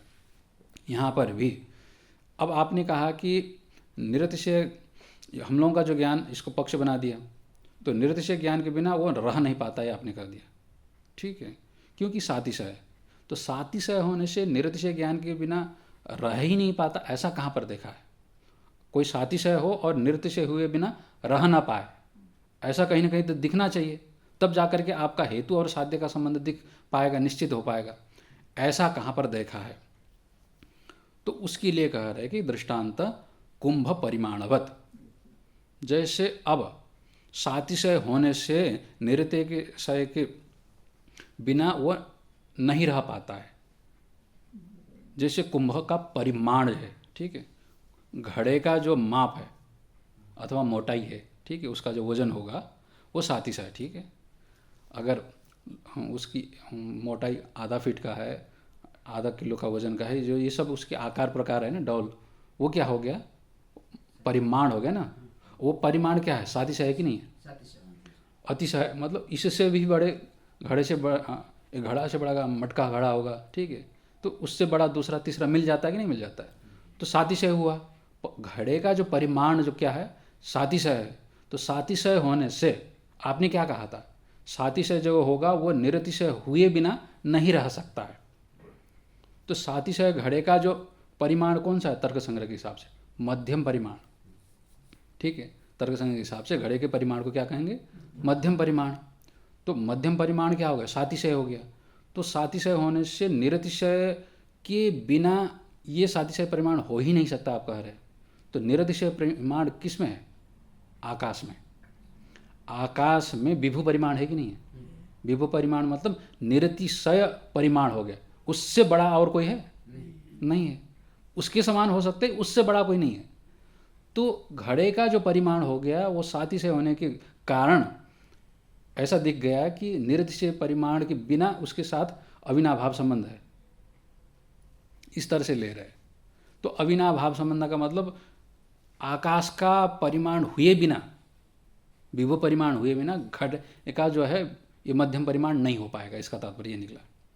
तो जहाँ पर भी आपने सातिशय देखा गया है उसकी सीमा कहीं ना कहीं खत्म होते हुए देखा गया। कहने का तात्पर्य इतना है, अगर आपको सीधी भाषा में समझना हो, जहाँ पर भी आपने सातिशय परिमाण देखा है तो उसकी सीमा कहीं ना कहीं खत्म होते हुए देखा गया है, जिसको निरतिशय कहते हैं।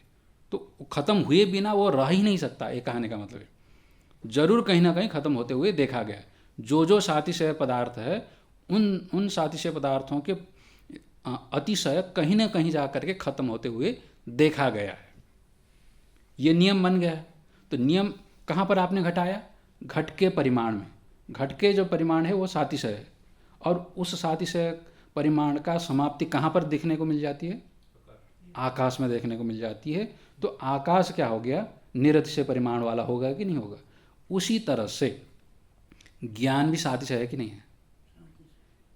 आपके ज्ञान से गुरु का ज्ञान श्रेष्ठ है, गुरु के ज्ञान से कोई दूसरे विद्वान का ज्ञान श्रेष्ठ है, ज़्यादा है ना। एक के ज्ञान की अपेक्षा दूसरे के, अब मनुष्य के ज्ञान की अपेक्षा देवताओं के ज्ञान ज़्यादा है। देवताओं के अब ब्रह्मर्षि जो देवर्षि होंगे उनके ज़्यादा होंगे, उनकी अपेक्षा आते सृष्टिकर्ता ब्रह्मा जी के होंगे, उसकी अपेक्षा। और कहाँ तक जाएगा? उसकी सीमा जहाँ पर समाप्त होगी। ठीक है, तो कहाँ पर समाप्त होगी वो यहाँ पर नहीं बोल रहे, समाप्त कहीं ना कहीं जरूर होना चाहिए। अर्थात ज्ञान, हम लोगों की जो ज्ञान है वो सातिशय देखने को मिलता है। ज्ञान हम लोगों की अपेक्षा किसी न किसी की अधिकता उसमें देखने को मिलती है। तो अधिकता की सीमा कहीं ना कहीं जा करके जरूर समाप्त होती ही है, ये साध्य हो गया। तो जहाँ पर जाकर समाप्त होगी उसको क्या कहेंगे? सर्वज्ञ कहेंगे। तो इस तरह से यहाँ पर निरतिशयता हेतु को लेकर के सर्वज्ञता की सिद्धि हुई कि नहीं? ठीक, इस तरह से अनुमान से सर्वज्ञता की सिद्धि हुई। तो उस सर्वज्ञता का जो आश्रय होगा उसी को हम यहाँ कहेंगे ईश्वर कहेंगे। तो ये अनुमान का बड़ा टेढ़ा प्रक्रिया है, यहाँ पर इन्होंने बता दिया कि इस तरह से भी तो निरतिशयत्व को हेतु बना करके सर्वज्ञता की सिद्धि और उस सर्वज्ञता के आश्रय के रूप में परिशेष से ईश्वर को समझना चाहिए करके ये प्रमाण के रूप में कहा। हाँ, तो यत् सातिशयम तत्समान जातीयेन निरतिशयेन युक्तम। जो सातिशय होता है तो वो हो क्या होगा? तत्समान जातीय। सातिशय अगर परिमाण होगा तो परिमाण की समान जाति वाला जो निरतिशय पदार्थ दूसरा आपको मिल ही जाता है। इसी तरह से यहाँ पर ज्ञान सातिशय है तो ज्ञान की समान जाति का निरतिशय होना चाहिए। मतलब अल्प ज्ञान है तो सर्व ज्ञान भी होना चाहिए। इस दृष्टि से यहाँ पर क्या है कि अनुमान से किसकी सिद्धि होगी? तो यथा विभु परिमाण न कुंभ परिमाण, ये दृष्टांत के रूप में हो गया। ठीक, तो विभु परिमाण के द्वारा जैसे कुंभ परिमाण, अब यहाँ कुंभ परिमाण क्या है? सातिशय है। तो वहाँ सातिशय होने के कारण उस कुंभ परिमाण की सातिशयता की परिसमाप्ति विभु परिमाण को लेकर के किया गया है। उसी तरह से हम लोगों की ज्ञान में रहने वाली जो अल्प ज्ञानता को लेकर के ये सातिशय, इसकी सीमा की जो समाप्ति कहाँ पर जा कर के होगी? सर्वज्ञता में जा कर के होगी। क्यों? क्योंकि वो निरतिशय है। इस दृष्टि से यहाँ अनुमान किया। अतः परिशेषात् अनुमान सिद्ध निरतिशय ज्ञानवान ईश्वर इति। इसलिए यहाँ पर इस अनुमान से मुख्य रूप से सिद्ध क्या हुआ कि यह अनुमान किसको सिद्ध करता है कि निरतिशयत्व हेतु के द्वारा ज्ञान भी क्या होना चाहिए? सातिशय होने के कारण निरतिशय ज्ञान होना चाहिए, ये सिद्ध करता है। तो निरतिशय ज्ञान का मतलब है सर्वज्ञान, सर्वज्ञता, यह सिद्ध कर देता है। ठीक है, और ये सर्वज्ञता अनुमान से सिद्ध है, यही कह रहे हैं। तो इसीलिए परिशेष से यहाँ क्या निकलता है? अनुमान से सिद्ध हुआ निरतिशय ज्ञान। ज्ञान मात्र क्या होगा? अनुमान से सिद्ध होगा। ऐसा जो अनुमान का आश्रय के रूप में यहाँ पर परिशेष से, अनुमान से सिद्ध नहीं हो रहा है।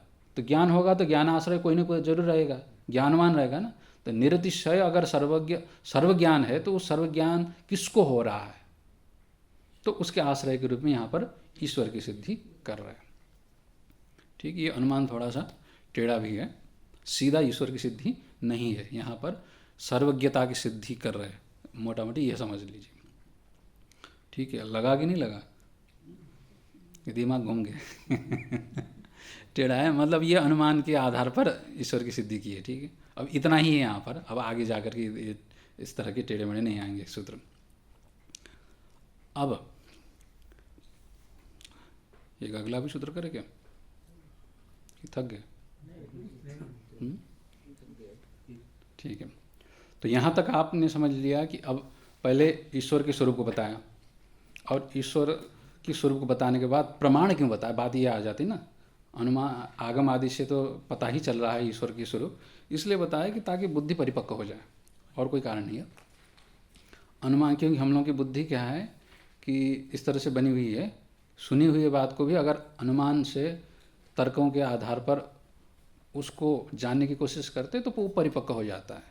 इस दृष्टि से अनुमान आदि बताया यहाँ पर। अब ठीक, अब अगले सूत्र में फिर ईश्वर के किस रूप से भी उपासना करनी चाहिए इस दृष्टि से, एक स्वरूप तो बता ही दिया, उसमें और एक और स्वरूप जोड़ने जा रहे हैं। ठीक, तो ईश्वर का स्वरूप किस तरह से लेना चाहिए, और दूसरा प्रश्न ये बन सकता है कि आपने ठीक ईश्वर यहाँ तक बता दिया, किंतु ईश्वर एक है कि अनेक है, ये बात का निर्णय तो नहीं किया है ना।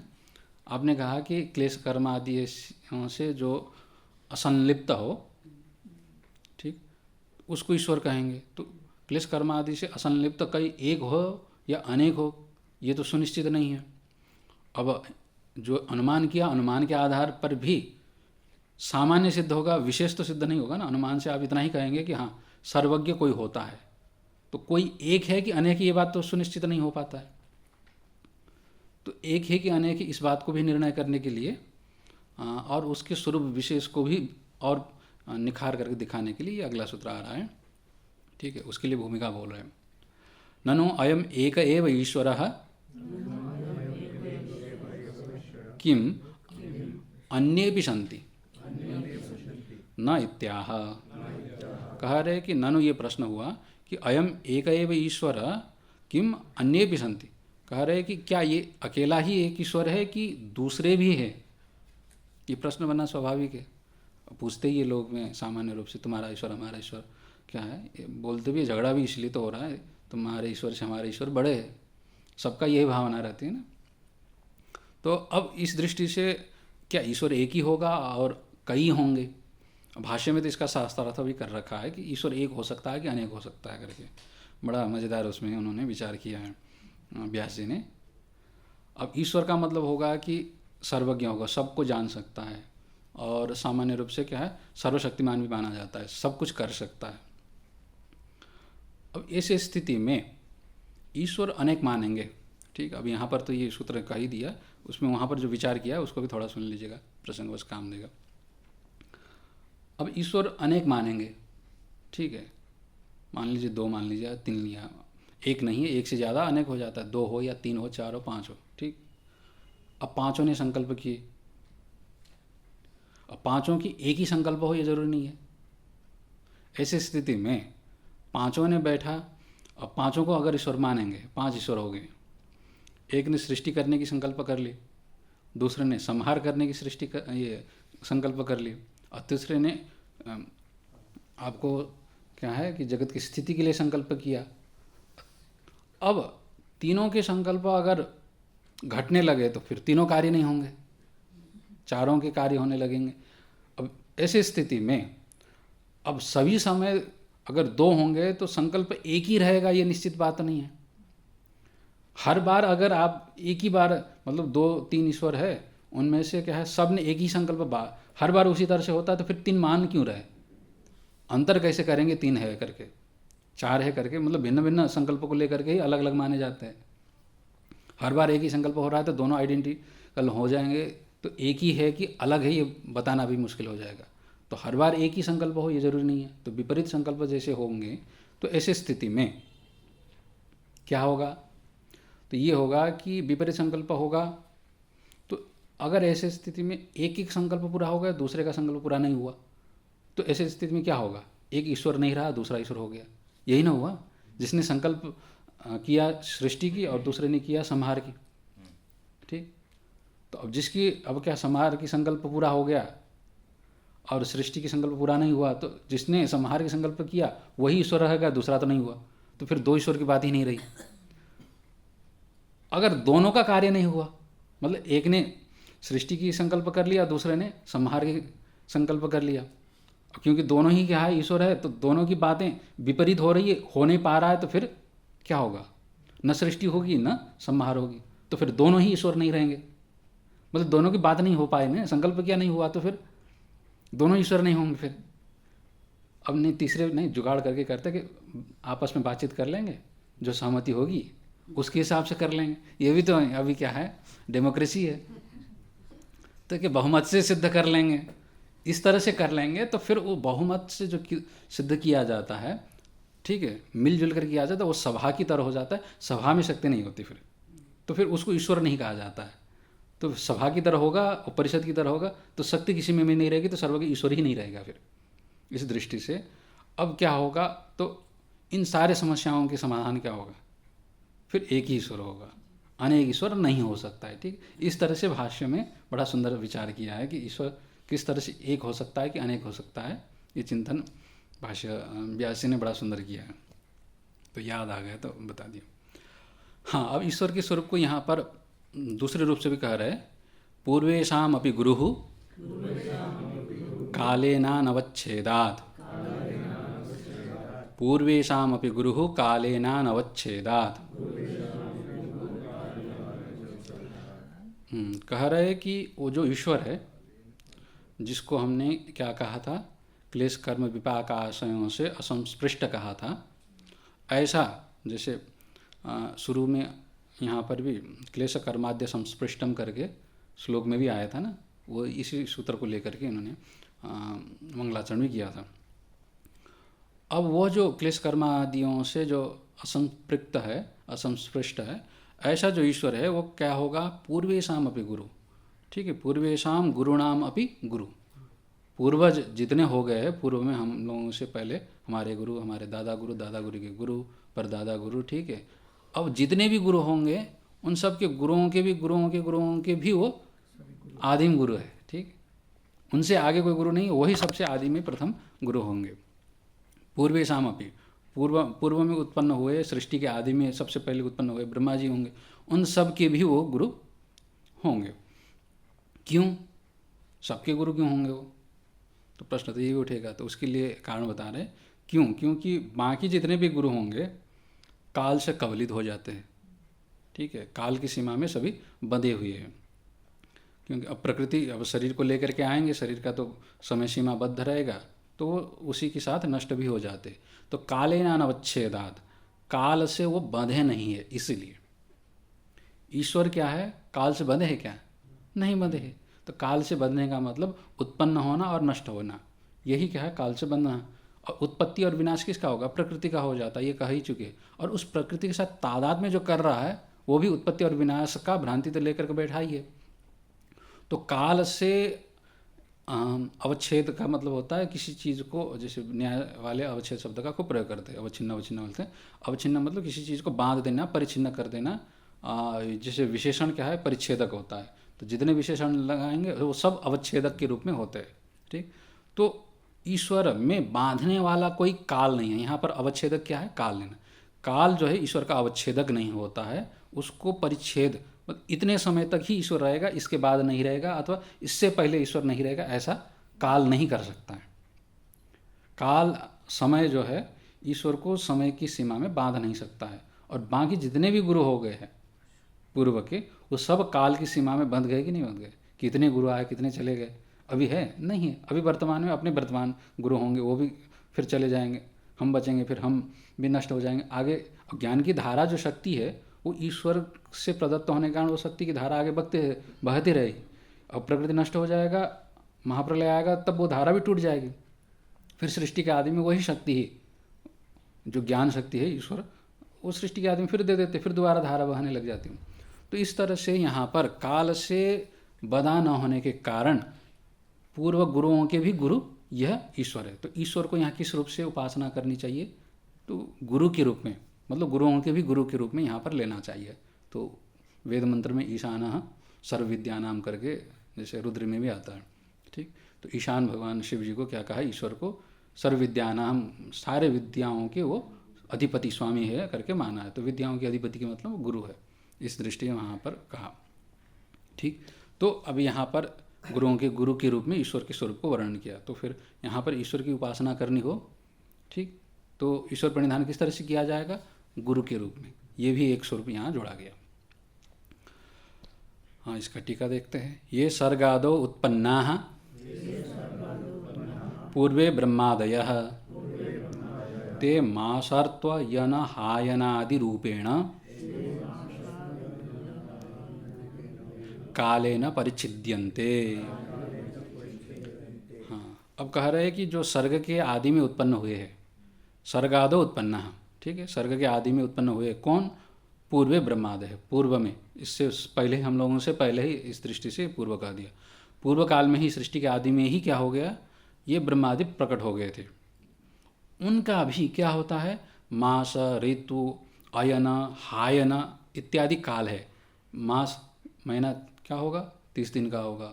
ऋतु क्या होगा? 60 दिन का होगा, 2 महीने का होगा ना। उसके बाद अयन कितने होंगे? 6 महीने के होंगे। और हायन साल कितने होगा? 365 दिन का, 12 महीने का होगा। तो इत्यादि रूप से, मतलब या तो महीने दिन, अब ये महीना भी क्या होगा? अब ब्रह्मा जी का महीना अलग होता है, हम लोग का महीना अलग होता है, ठीक है। अब देवताओं का क्या होगा? एक दिन होगा, हम लोगों का साल भर हो जाएगा, ठीक। अब इस तरह से ये पितरियों के 6-6 महीने होते हैं, देवताओं के अब अलग अलग दिन रात होते हैं, गिना गया। तो वो सभी क्या होगा? किसी न किसी महीने में, किसी न किसी समय पर, वर्ष पर परिसीमित होते हैं। तो अब उनके भी समय समाप्त हो जाते हैं।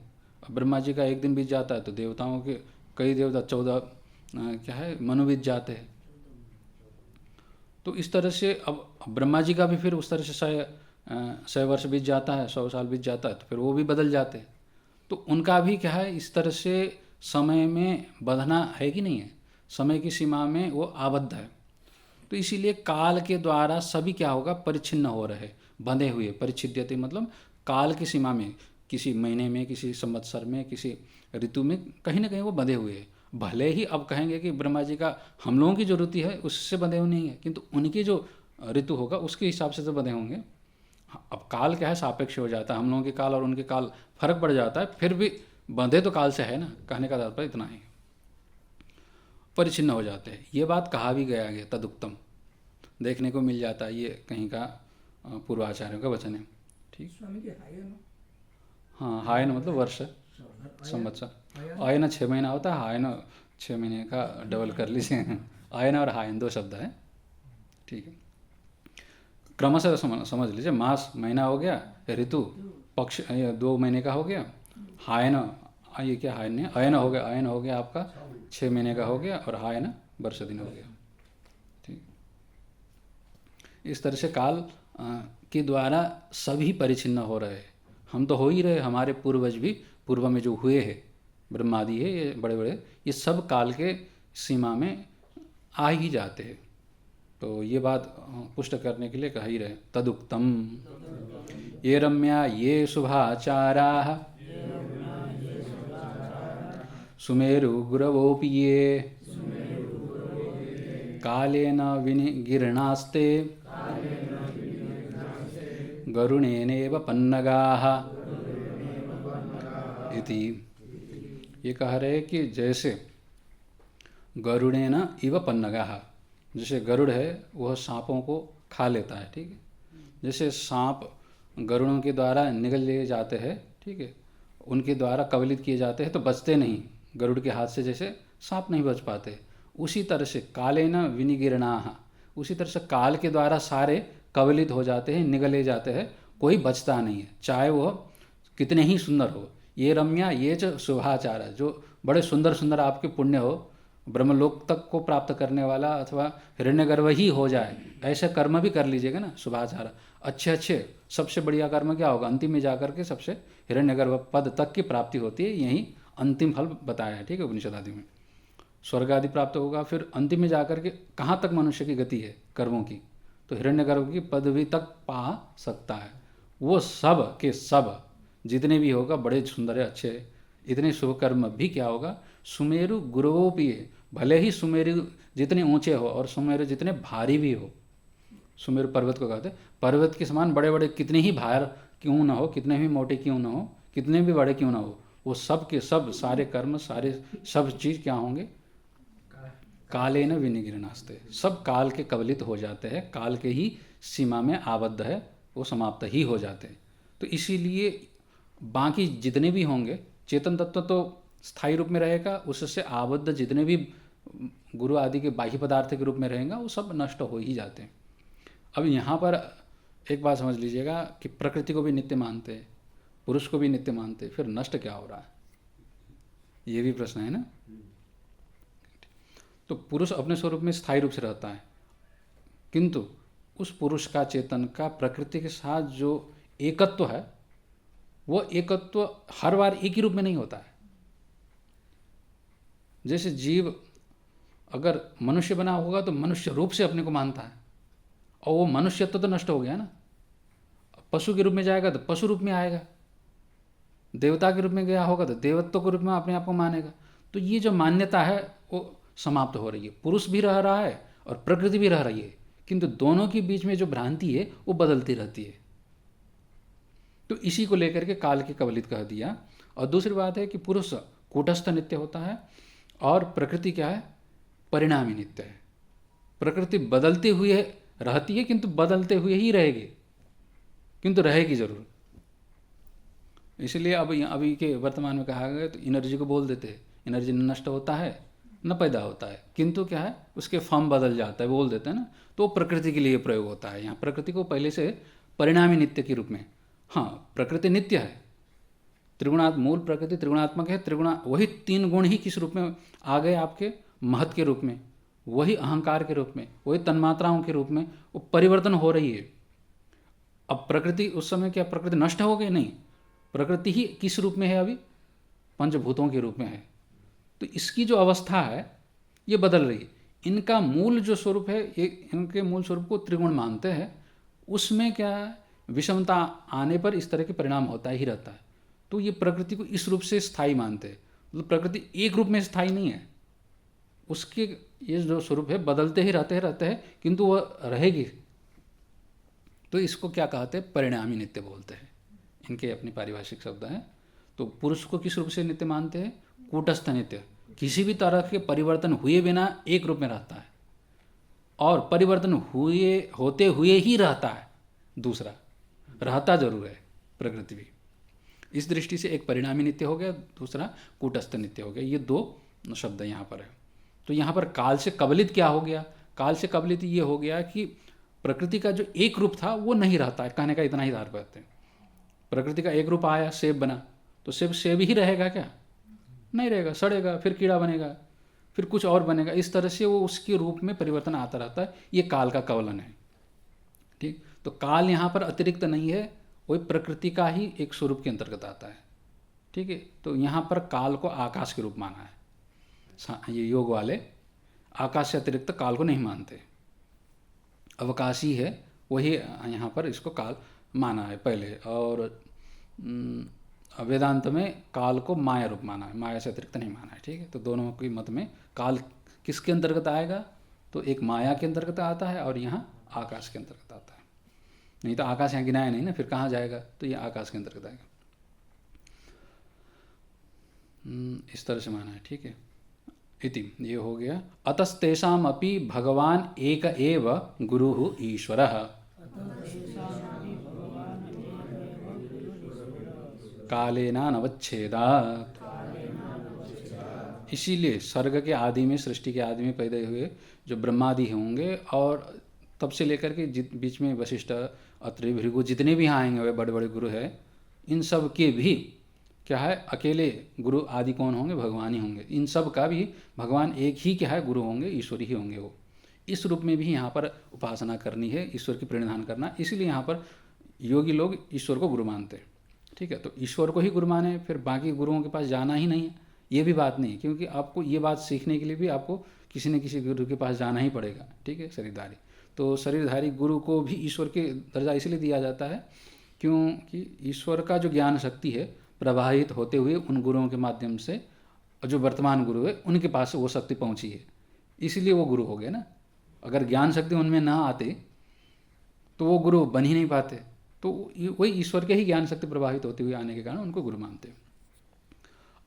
मुख्य गुरु कौन होंगे? वही होंगे, ईश्वरी होंगे यहाँ योग के मत में। तो उनको गुरु के रूप में भी यहाँ पर इस रूप में उपासना करना है। जैसे गुरु की उपासना करते हैं तो जैसे गुरु की जो पूजा होती है, व्यास जी ने भी कहा कि अगर सब ऋषि मुनि गए थे उनके पास, आपने तो सारे क्या है वेद का आपने विभाजन कर दिया, पुराणों का लेख कर दिया, उपपुराण बना दिए, तो आप तो सबके गुरु हो गए, तो आपकी पूजा करनी चाहिए, कौन सी तिथि पर पूजा करें करके सब गए थे। तो फिर उन्होंने कहा कि ये जो गुरु पूर्णिमा है ना, उसी के दिन पूजा कर लेनी चाहिए। उसी के दिन उन्होंने ये कहा कि हमारी ही पूजा की नहीं है, जो इसका जो अपने अपने गुरु हो उसी में ही क्या गुरु शक्ति के रूप में उनकी पूजा करना, वही हमारी पूजा हो जाएगी करके व्यास जी ने भी कहा। तो वहाँ पर गुरु को इस रूप से पूजा किया जाता है। अब जब उपासना जब करनी होती है तो जैसे गुरु को पूजा तो करते हैं, करने के बाद फिर उपासना जब करनी होगी तो फिर ईश्वर की ही करनी पड़ेगी। गुरु रूप में भी अगर उपासना करनी होगी तो ईश्वर की ही मुख्य रूप से उपासना होगी। अगर गुरु की आप पूजा कर रहे हैं तो गुरु के रूप में मूर्तिमान जो रूप होगा ना, वो श्रद्धा के द्वारा जैसे कोई भी कार्य करनी हो उससे पूर्व में कोई भी उपासना करनी हो, जैसे अब ध्यान आदि करनी हो, मंत्र आदि जप करनी हो, तो जप करने से भी पूर्व में वहाँ पर गुरु को प्रणाम करके गुरु की पूजा करके फिर ईश्वर आदि की पूजा हो जाती है। अब यहाँ पर जो ईश्वर की पूजा है गुरु के रूप में कर रहा है, और जो बाकी जगह गुरु की जो पूजा होगी वो ईश्वर के रूप में करते हुए भी वो ईश्वर की पूजा करने के लिए प्रथम पूजा है, इस दृष्टि से करनी चाहिए। ठीक, तो है तो दोनों में अंतर नहीं है, फिर भी थोड़ा सा अंतर आ ही जाता है, तो थोड़ा धीमी रेखा है, उसका अंतर समझना चाहिए। तो व्यक्ति मुख्य नहीं रहता है यहाँ पर, कहने का बात यह है कि व्यक्ति यहाँ पर व्यक्ति पूजा प्रधान नहीं रहता है, उसमें गुरुत्व की शक्ति की पूजा ही मुख्य रूप से रह जाती है। क्योंकि उन्होंने उसका उपदेश दिया है तो वो सर्वपूज्य ही है, इसीलिए सबसे पहले उन्हीं की पूजा होती है। तो कोई भी उपासना में सबसे पहले किसकी पूजा होगी? अब जब भी करना हो, ध्यान भी करना हो, सबसे पहले किसका स्मरण होगा? गुरु का ही स्मरण होगा। और सहस्रार में कुछ लोग करते, कुछ लोग आज्ञा चक्र में करते। ठीक है, दोनों के स्थान अलग अलग मतों में अलग अलग बताया। कई सहस्रार में गुरु का ध्यान करते हैं, कोई गुरुमंडल है सहस्रार से थोड़ा सा नीचे, वहाँ पर गुरु के ध्यान करते हैं, फिर आगे जा करके फिर यहाँ पर ईश्वर के ध्यान का प्रक्रिया शुरू हो जाती है। ठीक, इस तरह से काल से अनवच्छिन्न होने के कारण, काल से बंधा हुआ न होने के कारण, तो गुरुओं के भी वो गुरु है, इसलिए सर्वगुरु कौन होंगे? ईश्वरी ही होंगे। ज्ञः काल काल इति श्रुते है। हाँ, क्योंकि श्रुति में वेद में भी इस तरह के आपको मिल जाते हैं। ज्ञः वो ज्ञानी है, ठीक है, सर्वज्ञ है, और काल कालों के भी वो काल है। ठीक है, कालो मतलब काल सबको पचाता है, सबको खाता है, उस खाने वाले काल को भी वो निगल जाते हैं। कलयते इति कालः तम अपि कलयते इति काल कालः। ठीक है, तो काल के भी वो काल है। ऐसे सर्वज्ञ ईश्वर है, उनको गुरु के रूप में क्या करना चाहिए? प्रणिधान करना चाहिए, आराधना करनी चाहिए। अनेन ईश्वरस्य महाप्रभावत्वम उक्तम भवति। इससे क्या आया कि ईश्वर में सबसे प्रभावशालिता यहाँ पर दिखा दिया कि सर्वज्ञ भी है और काल से वो बंधे नहीं है, तो काल से परे भी है। तो वह सबसे प्रभावशाली कौन हुए? ईश्वरी हो गए। मतलब अपने गुरु को प्रभावशाली मान रहे थे, किंतु उनके भी वो गुरु निकल आए, तो सबसे ज़्यादा प्रभावशाली तो वही है। तो इसीलिए उनके महाप्रभावशालिता को देख करके उनको मुख्य रूप से यहाँ योगियों को विशेष करके उनको ही मुख्य गुरु के रूप में उपासना करनी चाहिए। ठीक, तो अब उनको गुरु के रूप में उपासना करनी चाहिए, तो अपने गुरु की क्या उपेक्षा कर देनी चाहिए? वो यहाँ पर नहीं बता रहे, अपने गुरु की उपेक्षा के लिए नहीं है। उनसे क्या है, ये पद्धति प्रकाशित करके उनसे शरणागति ले करके उनको प्रणाम दंडवत करके फिर उनसे अनुमति ले करके ये उपासना करनी चाहिए, ये प्रक्रिया है। ठीक है, तो इस तरह से यहाँ हम लोगों ने ईश्वर के स्वरूप को बता दिया। अब ईश्वर की उपासना करने की जो प्रक्रिया होगी किसके माध्यम से करेंगे, आगे प्रणव के बारे में चर्चा करेंगे। ठीक है, ये इसको आगे करेंगे, इतना ही करते फिर आज।